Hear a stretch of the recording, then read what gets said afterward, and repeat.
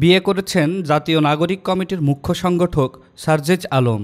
শুক্রবার ৩১শে জানুয়ারি আসরের নামাজের পর গাজীপুরের রাজেন্দ্র রিসোর্টে পারিবারিকভাবে বিয়ে করেন তিনি। জানা গেছে, সারজিজের শ্বশুরের নাম ব্যারিস্টার লুৎফর রহমান। তার বাড়ি বরগুনা সদর উপজেলার ২ নম্বর গৌরীচন্না ইউনিয়নের লাকুরতলা গ্রামে। পেশাগত কারণে তিনি স্ত্রী, মেয়ে ও ২ ছেলেকে নিয়ে রাজধানীর বাসবর শাহজাহানপুর এলাকায় বসবাস করেন। কনের পরিবার সূত্রে জানা যায়, ২ ভাই ও ১ বোনের মধ্যে সারজিজের স্ত্রী সবার বড়। তিনি একজন কোরআনে হাফেজা।